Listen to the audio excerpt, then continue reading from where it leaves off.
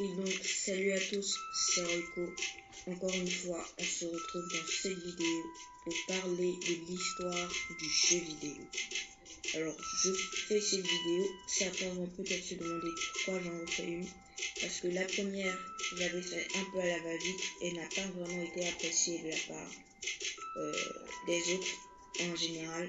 Donc j'ai décidé d'en refaire une qui sera de meilleure qualité. J'espère que ça va vous plaire. Moi je vous dis à bientôt, je vous laisse avec la vidéo. Alors, qu'est-ce qu'un jeu vidéo? Le jeu vidéo est né dans les années 70 et celui-ci ne cesse d'évoluer. Il est constitué d'images animées dans une interface d'un gameplay accompagné de son. Le premier jeu vidéo, Pong, destiné au grand public, est sorti en 1972. Au départ, c'était un simple bouton qui permettait de déplacer une raquette ou un personnage. Aujourd'hui, des dispositifs sont mis en place pour détecter les mouvements du corps, comme la console Nintendo, la Wii ou encore les premiers jeux de l'an 90. Les premiers jeux étaient en noir et blanc. Et c'est en 1977 que la couleur est apparue dans le domaine du jeu vidéo. Les images sont réalisées en 2D avant d'utiliser la 3D dans les années 90, encore une fois. Chaque évolution ou même révolution graphique est accompagnée de nouveaux jeux et de différents types de catégories de jeux vidéo, tels que l'action, l'aventure, le jeu de rôle, la réflexion, la simulation ou la stratégie, qui sont eux associés à différents univers tels que le sport, le fantastique, la fiction ou la science-fiction, l'historique ou encore la culture. Mais un jeu vidéo, c'est aussi un style de dessin qui lui aussi est propre, allant de l'image pixelisée à l'image réaliste. Pour l'utiliser, il faut comprendre son gameplay et comprendre son fonctionnement. Le jeu vidéo, synonyme de divertissement, se décline sous différents supports tels que l'ordinateur, la console, les bornes et même le téléphone. Pong est un jeu en noir et blanc reproduisant donc le ping-pong qui a été créé par Nolan Bushnell, un des fondateurs d'Atari Incorporated, souhaite créer sous la forme d'un jeu vidéoludique l'exercice du ping-pong qu'il avait alors récemment découvert. L'écran est divisé en deux parties sur un fond noir. Il s'adresse à deux joueurs. Les deux raquettes blanches sous forme de rectangle se renvoient la balle. Enfin, la balle sous forme de carré blanc. Vous pouvez jouer à Pong grâce à des bornes. La première borne a notamment été installée à la Handicapped Tavern, un café de Sunnyvale en Californie aux USA.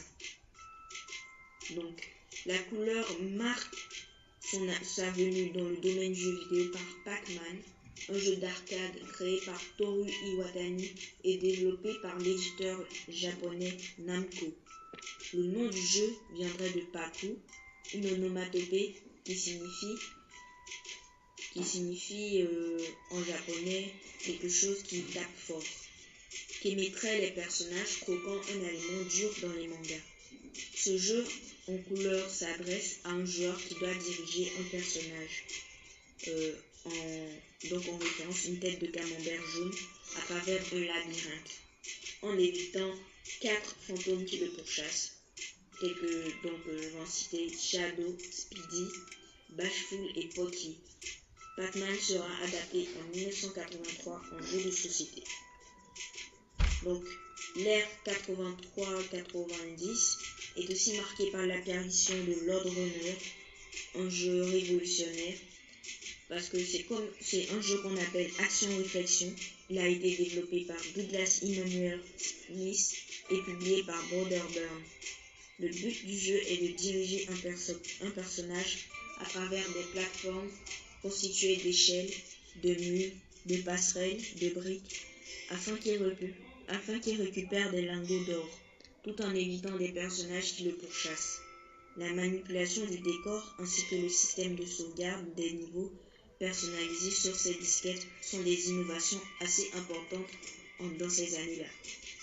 Donc, Nintendo, que l'on connaît tous aujourd'hui sous la forme de la Switch ou encore de la Wii U, a été marqué par la création du jeu Mario, qui est aujourd'hui la mascotte de Nintendo. Il est apparu pour la première fois dans le jeu Donkey Kong, où il se prénommait Jumpman, l'homme qui sourit. Ce petit personnage aux allures de plombier a été créé par Shigeru Miyamoto, qui lui invente un propre univers. Mario Bros parcourut un monde imaginaire, kawaii, en sautant pour éviter ses ennemis ou des pièges, tout en récupérant des trésors, afin de délivrer la princesse Peach. Il évolue à travers différents niveaux par le biais du scrolling. La série de Mario est la plus vendue de l'histoire du jeu vidéo.